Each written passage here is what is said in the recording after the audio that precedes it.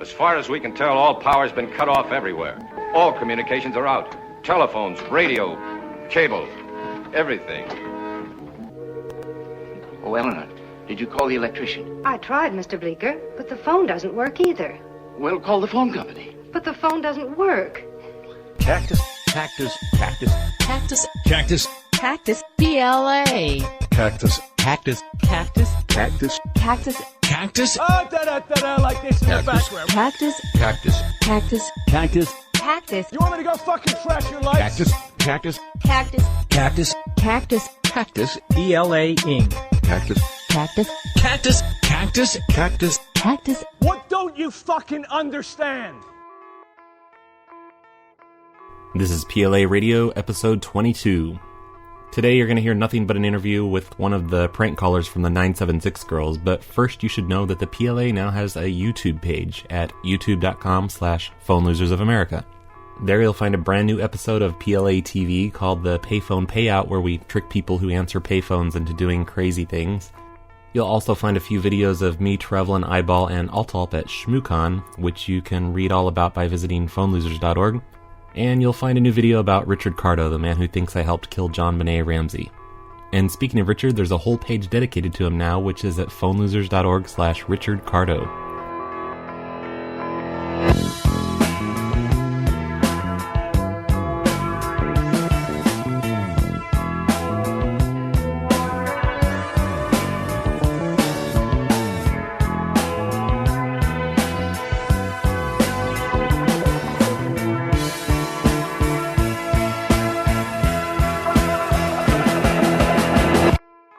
If you're a fan of prank calls, you may remember a prank call label from the 1990s called D.I.L.L.I.G.A.F Records. They're mostly known for bringing us the Ballbusters, but are also responsible for Telephone Head and the 976 Girls, who put out a CD called Phone Fucked. The calls on that CD were made by 4 girls in Florida, and all of those calls centered around the theme of sex. While these calls aren't as brilliant as, say, the original Jerky Boys or the Touchtone Terrorists, I've always found them to be really amusing, and I've been a fan of their material ever since I found their CD in '96. A couple weeks ago, I spoke on the phone with Erika, who's featured on several of the tracks on this CD, and she was able to give us some history on herself, D.I.L.L.I.G.A.F Records, and the very businesslike methods behind their prank phone calls. Alright, so we're on the phone with Erika today. She is one of the 976 Girls from the old CD Phone Fucked, which year did that come out, Erika? Actually, that's one more thing I don't remember. I will have the CD in front of me on Saturday. Uh-huh. Just to let you know, because my sister's bringing a copy down. Yeah. I'm honestly, I don't remember the year. I know it was in the early 90s. Yeah, I think I picked it up in 1996 from Sam Goody or one of those CD stores. Well, I know one thing. I know that it was a crazy couple of years for me in South Beach. And I got together with a couple girls and I went in for a voiceover. And I know that the CD came out within a year of my voiceover, so maybe 95.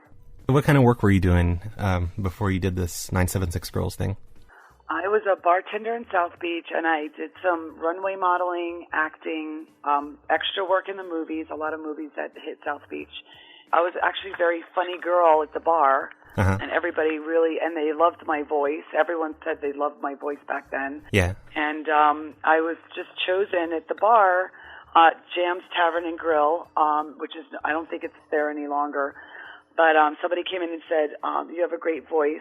There's an audition for voiceovers on Washington Avenue for D.I.L.L.I.G.A.F Records. Would you be interested? And I said, of course I would be. So, because I didn't want to be an actress, but it was just fun doing the extra work and being in the field, meeting, famous people. And it was just a lot of fun, the party scene down there. So I went for the voiceover. I walked in a pair of cut-off shorts and a little T-shirt, and I was kind of hungover, to be honest with you. Uh-huh. I went in with an attitude like I could give a shit, basically, and they put me into the studio and on a phone, and they just said, pretend you're talking on the phone. It wasn't live or anything. And then they gave me my lines, and as soon as they cued me, I said the lines, and after a couple times we were giggling and having fun at it because I was, wasn't feeling that good that day. And finally I got a couple of them right, and I felt loosened up a little bit because we were laughing so much. And then I just started kind of spewing out my own stuff. I just kind of went on, with anything that came to my mind, adding on to the lines they gave me. And they loved what I said. And I was laughing and having fun with it, and I thought it was crazy. I absolutely thought it was a crazy, crazy thing. So did they tell you this was for prank calls? Yes, they told me exactly what it was for, but they just wanted me for a voiceover because one of the girls, they had a contract with one of the girls, and the girl was demanding more money. I don't remember which girl it was. Basically, they had one skit that they needed the voiceover for, so they wouldn't have to write a new contract for her and pay her more money. Mm-hmm.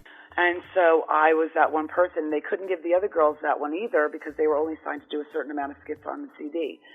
So anyway, they really liked my delivery. They liked the fact that I was having fun with it. They loved my voice, and they liked that I just kind of went on my own with it and added on to the lines they gave me. So basically, that's what happened. And then I guess they called me back about a week later, and they offered me more skits. And they said, "Can you come in for a live prank?" And I said, "Of course." They said, "We want to see what you'll say and how you'll do on a live prank because you did so well on, the voiceover." And I said, "Okay." So then I went in, and then the first skit that I did live just was perfect. We didn't have it came out the first take. It was perfect. And then we went on to another one, and everyone got all happy, and I just they kept giving me skits, and I think I had 6 or 7, and I told them I didn't want a contract. I signed, because I didn't care really much about that. I wasn't in it for the money or to be famous. Yeah. I was just in it to have a blast, and they did pay me well, and no residuals, which is fine. And these are all phone sex type skits, or are they different things as well? They're phone sex skits. They're prank calls also. Everything has to do with sex in some way. Mm-hmm. So there are some prank calls to like a Chinese restaurant. There are some prank calls to brokers in New York, which happened to be friends of mine that they had to sign a release afterwards. Yeah. And they were all happy about that. They were okay with that. And they didn't know it was me, though. Like, my friend Janine worked at a brokerage house in New York, and I called her and asked her if I could play a prank on her boss. So she didn't let her boss know, and I did. And then we asked him to sign the release after. And he gladly signed it and had a really great sense of humor about it. And we didn't use his name or the brokerage house name, of course. Hi, is this Saul? Yes, it is. Who's this? This is Cherry. How are you? Good. Cherry from where? Well, your friends chipped in and bought you a free 10 minutes of phone sex. What? Yeah. What friends? Just a couple of your friends. That's how I got your number. And you're supposed to give me some kind of phone sex for free? Uh-huh. 10 whole minutes. That's crazy. Yeah. So, do you have time? I just got out of the shower. You caught me at the right time. Yeah, I certainly did. Let me see what you got. Well, why don't you go into your bedroom and lay down and take off your towel? You walk in there. Okay, I'm laying down. Oh, good. Well, I definitely want you to start to touch yourself. Okay. Does it feel good? It's all right. I want to get you really, really hard. Are you touching yourself still? Are you going a little faster? Lightly stroking it. Stroke it faster. Okay. I want to just picture me down with my 8-inch long tongue. Licking you from your balls all the way to the head of your cock. And then going back down again and lapping up your balls. I like that. Do you have a hairy asshole? Actually, it is quite hairy. Oh my God, I want to put super glue between your cheeks and press them together really, really hard. Oh, that wouldn't be good. No? Why not?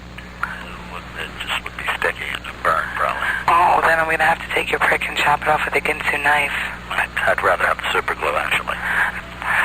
God, I want to beat you senseless with a brick. Oh, baby. I don't think I appreciate that. Oh, you make me so horny just thinking about that. That makes you horny. Yes, it certainly does. Time's up. Time's up? Yeah, that'll be $250, please. $250? Yeah, should I bill that to your Visa, MasterCard, or American Express? None. I thought my friends were paying for it. Well, you owe me the money. It's my time I spent. Didn't you enjoy yourself, sir? Oh, not really. You enjoy yourself beating me up senseless with a brick and cutting my penis off. Listen up, you freak. That'll be $250, okay? Should I both see your Visa, MasterCard, or American Express? So did the people you pranked, did they get any cut of the profits from this? Not at all. We had to do it. We had to prank quite a few people because some of them wouldn't sign it. Some of them didn't understand what we were doing. We had to prank a couple of Chinese restaurants because they just didn't understand about. They just hung up on us when we called back for them to sign a release. Yeah. Well, did you have people that were pissed off about, being the butt of the joke? Definitely. We definitely had people that didn't want to talk to us anymore. We got a lot of people very upset. Yeah. And a lot of people were laughing as well, though. We had everyone on the CD, everything on the CD was authentic, and I'll tell you the truth, except for one, which was my voiceover. Oh, which voiceover? That I don't remember. I see what you're saying. You mean you redid the lines from your side of the call? Yes. Okay. So it wasn't a live call, but there was only one on the CD that was not a live call. All the rest were, and all the rest were. None of them were set up at all. Nobody on the other end of the line got money. And it was just everyone on the CD, and we did plenty of them because, again, we made a lot of people a little, angry. Mm-hmm. But we had such a blast doing it that they just kept me going on more and more, and they kind of they cut out some of the other girls, and it just added me as a fourth girl. I think it was 3 girls to start, and then it became 4 when I was on board, when I came on board. Were you around when the other girls made their calls? No. Mm-mm. I think I came in one time at the tail end of one of the girls' recordings, mm-hmm. but the only time I really got to know them was in passing in the studio and for our photo shoot for the cover of the edited version.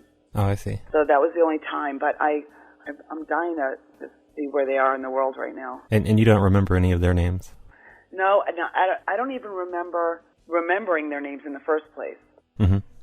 Because they really kept us separate, and we weren't all together having fun doing it, but when each of us were in the studio, we had a blast. Yeah, I didn't know prank calls could be so organized like this. I thought it was just, friends hanging around making calls. No, not at all. It was very organized, and D.I.L.L.I.G.A.F Records did a great job. They were, unfortunately, I think they went under. They were from Woodstock, New York. At least I think their home base was in Woodstock, New York, and they came down to South Beach to do some fun stuff. And they were wonderful. The producers were wonderful. They were hysterical, down-to-earth businessmen. Very nice, very wonderful to be around, and they were funny as hell. Do you know what 976 is? You know what the significance of 976 Girl is? Well, yeah, the hot sex numbers. Yeah.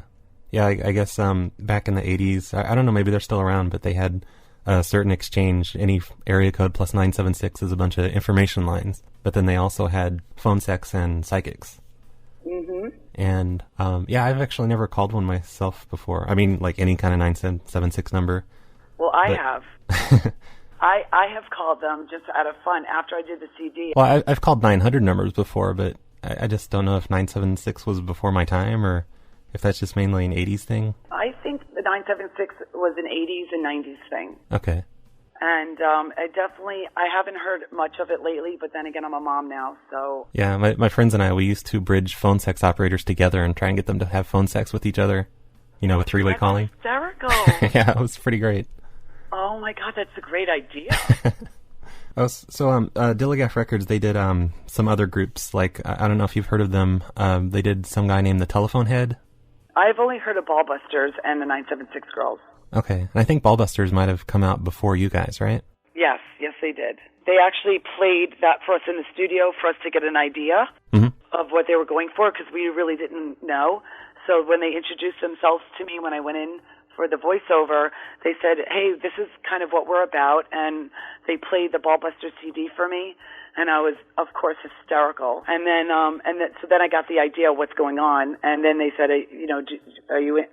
would you like to do this? And I said, of course, I would love to be a part of this. Were the Ballbusters as scripted as your calls? Do you know? I don't know, but I'm pretty sure these guys worked. They were very professional, and the producers and stuff. So I'm pretty sure it was. But we improvised a lot. Mm-hmm. Well, at least I improvised a lot. That's why they took me on. And I'm pretty sure the guys must have improvised because they were a hit, and they did sell well, and they have a lot of fans, and they were very organized. They weren't as scripted as I guess I'm making it appear. They did have a basic goal we were going to with the conversation. They did have, the only reason why some of it was scripted on our half of the deal was because you get stuck sometimes and you get a little nervous on the phone or don't know what to say back. So it's kind of like a phone sales script where they give you different ways that you can come back, to respond. And none of the actual ideas for the calls were yours? You just kind of did the ad-libbing on what they told you to do? Yes. I think I'm pretty sure I came up with one skit, not the lines, but the idea for one of the skits. Okay. But it didn't happen with all of them. Mostly, I would say 90% of it was all D.I.L.L.I.G.A.F records. Yeah. Have you ever heard of the Call Girls? Like your stuff being released under another name? No. I don't think I've seen this myself. It's hard to remember, but on some website I saw that somebody saw your material released under the name The Call Girls, and it was a label called Laugh-A-Lot Records. Not at all. Yeah, this was back in the 90s, so I don't know if maybe some little label just got away with doing that. Or maybe when D.I.L.L.I.G.A.F went down, they just resurfaced as, that. Yeah, or sold their material to some other record company. So are you a fan of prank calls yourself? I certainly am. I haven't listened to them lately because I am a mom now and I try and keep the house virgin-esque. Mm-hmm. But, yes. I guess back then it was just Jerky Boys. That's pretty much all that was out. That was huge. Yeah, the Jerky Boys were huge, and they were very respected and very popular. Mm-hmm. None of you were ever previously phone sex operators? Not at all, no. Or I guess you don't know the other girls, but... I don't know the other girls, but I didn't hear of that, and I'm pretty sure I would have heard that they did that before. I don't think so. I really think that they picked out 4 cute girls. I have to say that the other 3 girls were pretty cute, really, really sweet, really funny, very outgoing, very down to earth. And I believe that none of us were previously 976 girls. Okay. I don't know if you want to say this or not, but would you mind telling me how much you got paid for doing the 976 girls? From what I remember, I think it was between $5,000 and $6,000. Wow, that's not bad. It could have been a little lower, but I see that number seems to stick out in my head. But no residuals. No residuals. We had an agreement that we would get residuals if a certain amount of copies were sold. Mm-hmm. That amount was not sold.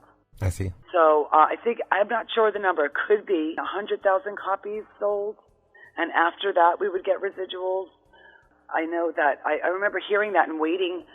I was waiting to see how many were sold, and I was hanging on the edge of my seat for about a year, and then they went out of business. Do you remember how many were sold? No. If I got in contact with Anthony, who was one of the producers, and I think the president of D.I.L.L.I.G.A.F Records at the time, he would know this. So that's another reason why I would love to contact him so I can find out all this stuff as well.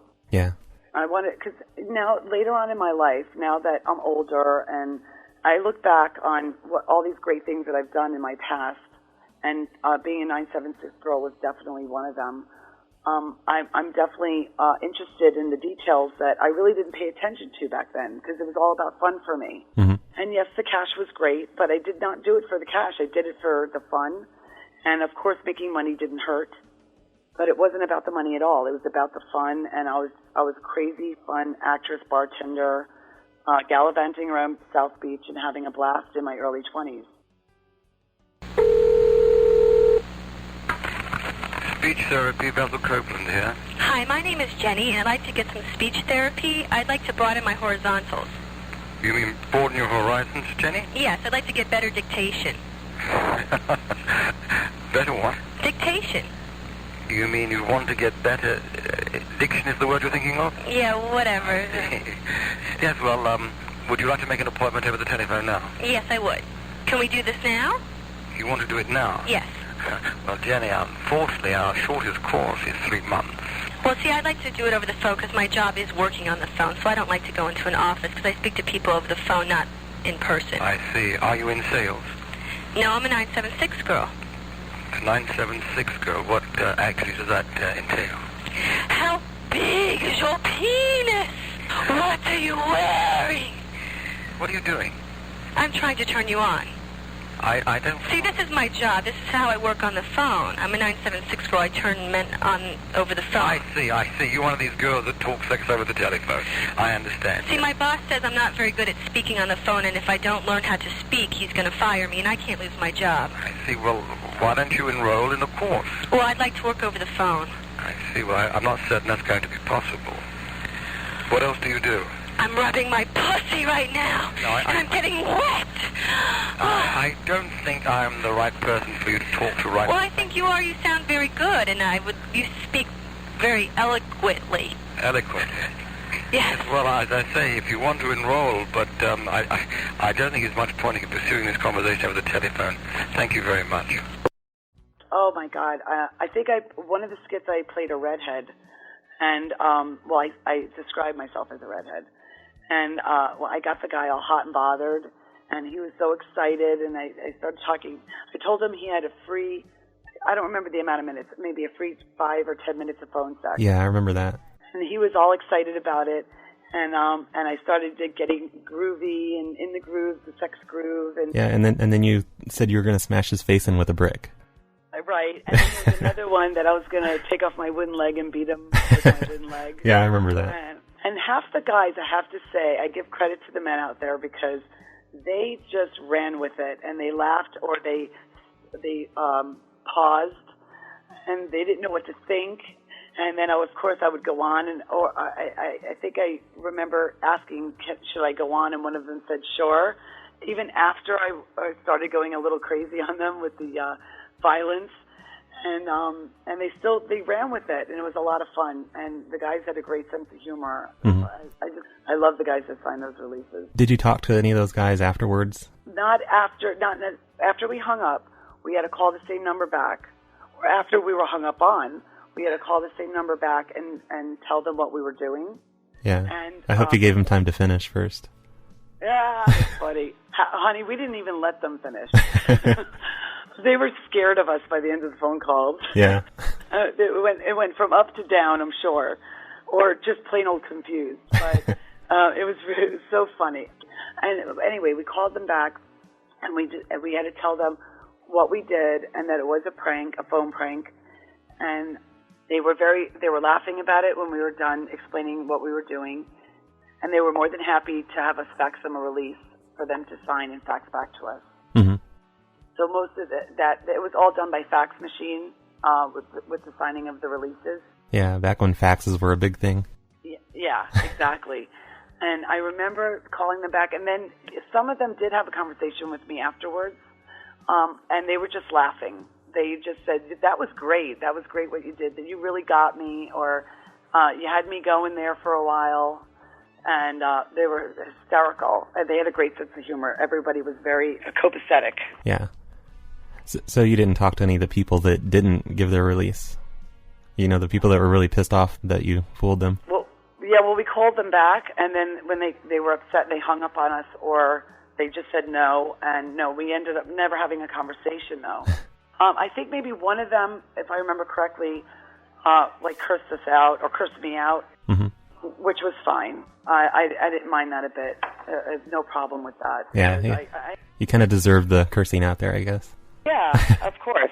And I understand that. I mean, I felt a little badly sometimes. Mm-hmm. When it was once in a while we'd call a guy that was just plain old innocent and or very conservative. So I understand. But we definitely apologized. And then some of them that cursed us out, we just cursed them out right back. Yeah. So we had fun with that too, but we just didn't record it. We couldn't put that out. We couldn't release that because they didn't sign a release. What kind of environment were the calls done in? Like, were you in an office or in a? It was a small studio. I think it was on the second floor of a building on Washington Avenue in South Beach. Okay. You told me earlier you have a 9-year-old girl? Yeah. Okay. So when your 9-year-old girl turns, 13, 14, do you think you'll let her listen to your old calls? Absolutely not. Well, not until she's married. All right. I will never tell her anything about it until she is married and she is de-virginized. Yeah, just because of the nature of the calls, because it's phone sex? Oh, yes, or of just course. Prank calls in general? Oh, prank calls, I guarantee you one thing. I will teach her to make them. Okay. But nothing to do with sex. Yeah. I've been making prank calls since I was 10 years old. And I still do it. I still do it with my girlfriends. Really? Yes. And I used to send pizzas to people's houses, which is really mean, and I feel really badly now. I didn't realize what I did when I was a teenager. Oh, I've been there too. And I feel really badly about the pizza place in my old neighborhood on Roosevelt Island in Manhattan, because I called them up and sent 20 pizzas to a friend of mine once. I sent Chinese food, 20 pizzas, Greek restaurant, and the sushi place all on the same night. Did you time it so they all came there at the same time? Yes, I did, one after the next. I certainly did, and Yep. we were very calculating about it, and we had a lot of fun doing it, and because we lived in Manhattan, we could see the whole, like the next building, we could see the actual hallway windows. And we would watch from my apartment living room window, and we would watch all the delivery people go and go. My friend Judy, who is coming down to Florida next Saturday, did them with me. Yeah. And she is a blast. She's crazy just like me back then. And we're still friends for 30 years. And she and I were the pranksters. We were completely out of control. We would call people up all the time and prank call them. So when this opportunity came to me, I went with it. I had a blast with it. You couldn't believe your luck, I bet. But we never made sexual prank calls. Mm-hmm. When we were younger, we didn't think like that when we were younger. Yeah. We were late bloomers to begin with, but we definitely played jokes for years and years, and we still do it to this day. We do three-way calling, and we crank call our friends. Mm-hmm. So, and it's a lot of fun. We still do that. My daughter won't know now, but I'm sure when she turns 13, I'm definitely going to teach her the ropes. That's great. Thank you for being interested. Thank you for enjoying my CD. And, thank you for coming on the show and doing this interview. Oh, anytime. Before you go, would it be too much to ask if I could have 10 minutes of free phone sex? Right now? Yeah, right now. Oh, definitely. I would love to give you phone sex. Anytime, baby. Okay. Well, let's end the interview, and then we'll get on to that, after I turn off the recording. Oh, but you need your MasterCard. Okay, I'll have my MasterCard. I'm getting it out right now. Okay, bye. Erika is hoping to get in touch with anyone else who's involved with the 976 girls, such as any of the other 3 girls or the people that used to run D.I.L.L.I.G.A.F records. If you know how to contact these people, or if you are these people, send me an email at radio@phonelosers.org or leave a comment on phonelosers.org. That's going to do it for this episode of PLA Radio. If you want to hear more calls by the 976 girls, take a look at phonelosers.org/976girls. Don't forget to call the PLA Radio voicemail at 505-796-4020 and call the PLA Voice Bridge each evening for live prank calls at 218-339-8070. Fuck! And what the fuck is it with you? I was looking at the light. Fuck! And what the fuck is it with you? I was looking at the light. Fuck! And what the fuck is it with you? I was looking at the light. Fuck! And what the fuck is it with you? I was looking at the light. It's fucking distracting. Oh, good. It's fucking distracting. Oh, good. It's fucking distracting. Oh, good. It's fucking distracting. Oh, good. No, no, fuck, no. No, fuck, no. No, fuck, no. No, fuck, no. No, fuck, no. No, fuck, no. No, fuck, no. What don't you fucking understand? I'm gonna fucking kick your fucking ass. What don't you fucking understand? I'm gonna fucking kick your fucking ass. What don't you fucking understand? I'm gonna fucking kick your fucking ass. What don't you fucking understand? I'm gonna fucking kick your fucking ass. Think for one fucking second. Shut up. Shut the fuck up. Think for one fucking second. Shut up. Shut the fuck up. Think for one fucking second. Shut up. Shut the fuck up. Think for one fucking second. What don't you fucking understand? I'm gonna fucking kick your fucking ass. What don't you fucking understand? I'm gonna fucking kick your fucking ass. What don't you fucking understand? I'm gonna fucking kick your fucking ass. What don't you fucking understand? Give me a fucking answer. Shut the fuck up. Shut the fuck up. Shut up if you can't take a joke. You are trashing my scene. Shut the fuck up, would you? Shut the fuck up. Shut up if you can't take a joke. And I ain't walking on this set if you're still hired. Shut the fuck up. Shut the fuck up.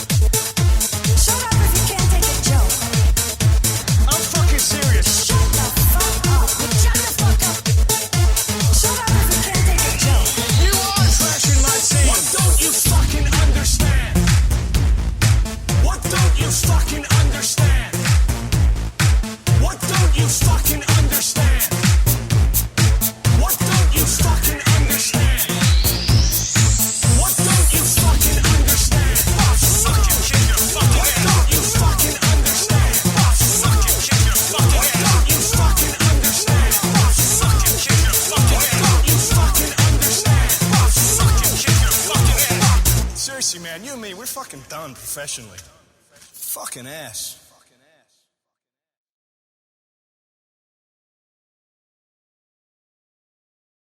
But the phone doesn't work.